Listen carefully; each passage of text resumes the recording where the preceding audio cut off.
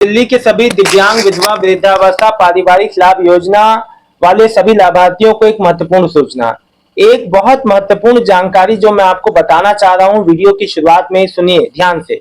UP के महाराजगंज में जो है एक नौतनवा साइड में, यूपी के महाराजगंज जिला में मेन रूप से एक ऐसा मामला सामने आया है विधवा पेंशनियर का, जिसमें उन्होंने 5 साल पहले अप्लाई किया था और उनकी शिकायत ये थी, हर बार जाते थे तो ऐसे करते करते उनको उनकी पेंशन नहीं मिल रही थी। 5 साल पहले अप्लाई किया था, अब 5 साल बाद ये मतलब इतने बीच में वो लोग परेशान रहे, 1-2 साल तो इंतजार ही किया होगा, फिर भी नहीं आया, फिर कंप्लेन किया होगा।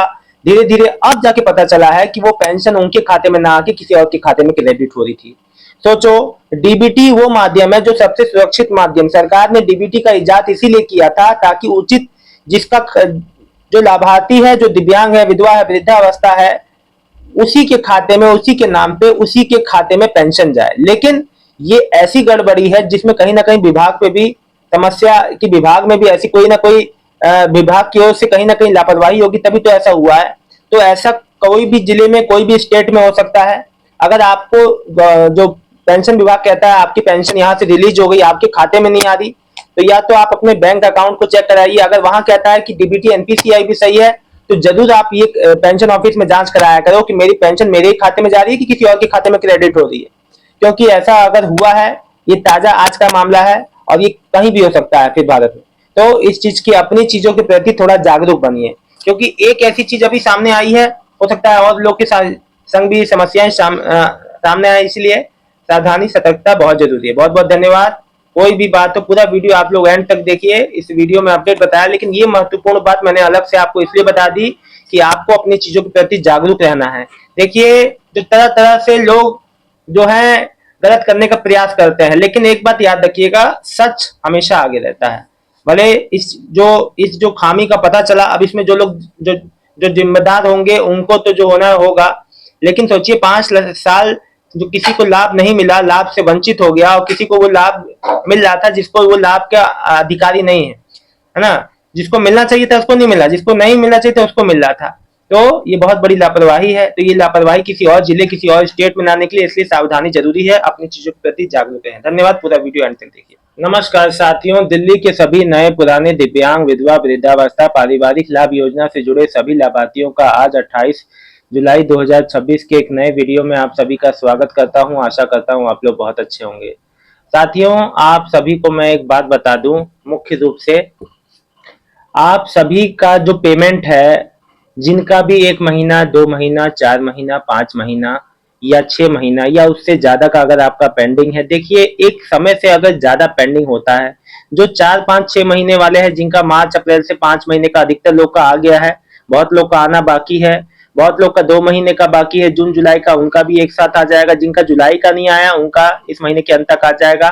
और देखिए, एक अगर लंबे अरसे से आपका पेंशन बंद है तो आप अपने तुरंत नजदीकी कार्यालय संपर्क किया करो। देखो, तमाम तरह की विभाग में लाखों लोगों का डेटा है, अगर कुछ गड़बड़ होता है, आप लोग बिल्कुल ध्यान नहीं देते हैं तो वो और गड़बड़ होते चले जाता है। इसलिए अपनी चीजों के प्रति थोड़ा सा जिम्मेदार नागरिक बनिए और इन बातों को समझिए।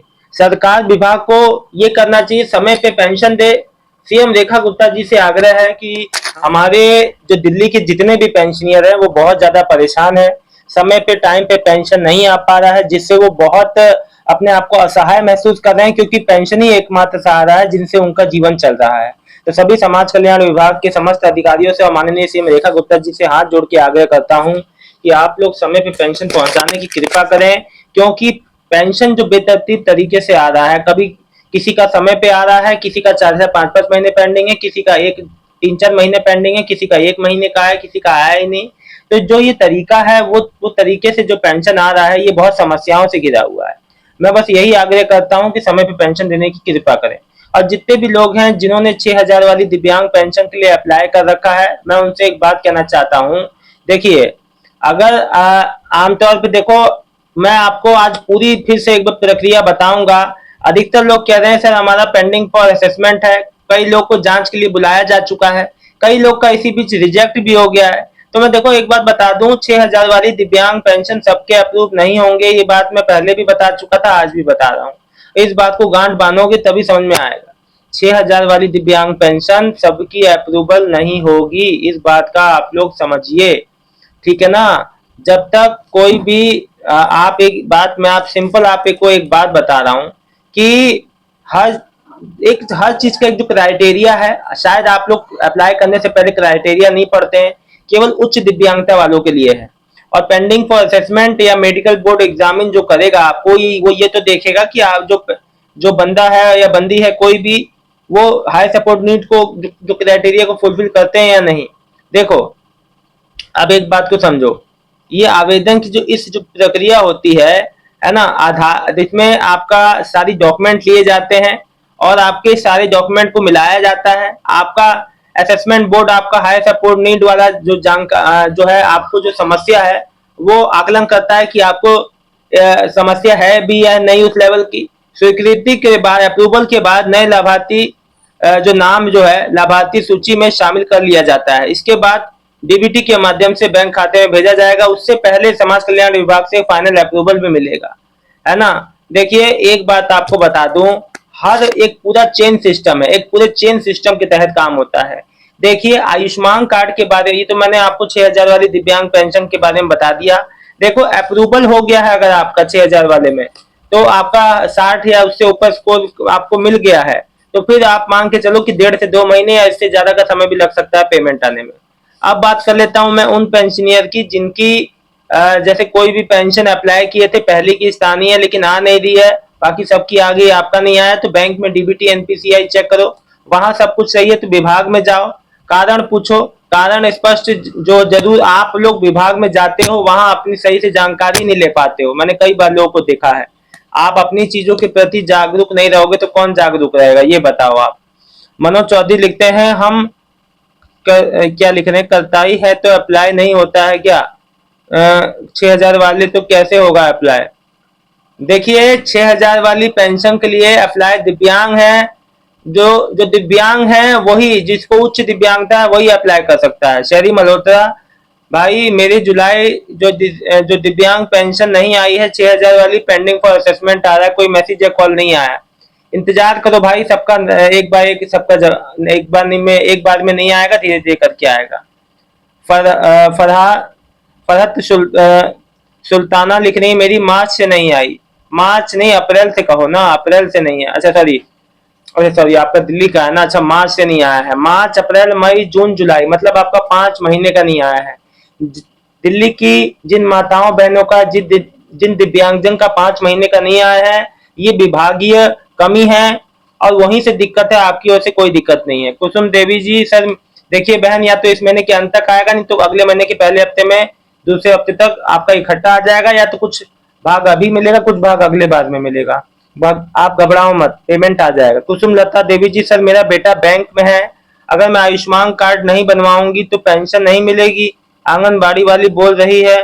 कुसुम, देखो, आपका बेटा सरकारी है प्राइवेट है ये तो आपने लिखा ही नहीं कौन से बैंक में है। अगर मैं आयुष्मान कार्ड नहीं बनवाऊंगी तो पेंशन नहीं मिलेगी, ये कौन कह दिया आपको? ऐसा तो कोई नहीं बात, ये किसने बात कह दी आपको? आयुष्मान कार्ड जहां भी आयुष्मान कार्ड को लेकर विशेष अभियान चल रहा है, कैंप लगे हुए हैं, आप जाके अपना बनवा सकते हैं।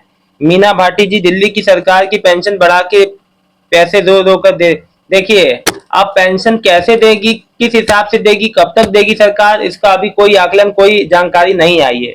जानकारी आते ही बताऊंगा। सविता जी, बेटा अभी भी विडो पेंशन 4 मंथ की नहीं आई है, अगले कब आएगी प्लीज बताओ, डेली लिख रही हूँ, आप कहते हो कमेंट करो। तो मैं माता जी आपको जवाब भी कमेंट में दिया है, यहाँ भी सुनिए मेरी बात। देखिए, पेंशन देना हमारे हाथ में नहीं है, ना किसी के हाथ में। विभाग जो अपनी ओर से देरी कर रहा है, विभाग में सब काम होने, ऑडिट भी हो गया, सब कुछ जांच जो भी हो गई, फिर इतना देरी होने का क्या मतलब है, मुझे समझ में नहीं आया आज तक, ना कोई जानकारी दे रहा है विभाग इस पे। फिर लिख रहे हैं, नमस्कार जी मैं दिल्ली से हूँ, 6,000 वाला भरा था, कोई जवाब नहीं मिला, स्टेटस देख के बताइए क्या है स्टेटस।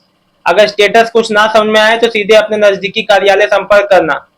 स्टेटस के आधार, अगर पेंडिंग फॉर असेसमेंट है तो वेट करना, खुद ही कॉल आएगा आपको मेडिकल के लिए, आपको जांच के लिए बुलाया जाएगा, जांच में आप सही पाए गए तो अप्रूव हो जाएगा। आपको मेडिकल बोर्ड जो है आपको स्कोर देगा, अगर 60 या उससे ऊपर स्कोर है तो आपको पेमेंट मिल जाएगा। पारिवारिक लाभ योजना का पैसा जिस किसी का भी नहीं आया है तो बजट इशू होते रहते हैं, इस वजह से नहीं आया होगा। फाइनल अप्रूवल के बाद कई लोग का अभी आ चुका है, और आगे जो जिनका नहीं आया है आने वाला है। शाम तक बहुत लोग के पेमेंट आने की उम्मीद है। आज और कल में पेमेंट आता है तो कमेंट करके जरूर बताइएगा आपकी कौन सी पेमेंट है। जरूर जानकारी अच्छी लगी तो वीडियो को लाइक करके चैनल को सब्सक्राइब कर लीजिएगा। मिलता हूँ नेक्स्ट वीडियो में एक नई जानकारी के साथ। दिल्ली की सभी नए पुराने दिव्यांग विधवा वृद्धावस्था फैमिली बेनिफिट स्कीम के लाभार्थियों का बहुत बहुत धन्यवाद। किसी भी सरकारी योजना से कोई भी समस्या है तो कमेंट जरूर कीजिएगा अपने भाई को। बहुत बहुत धन्यवाद।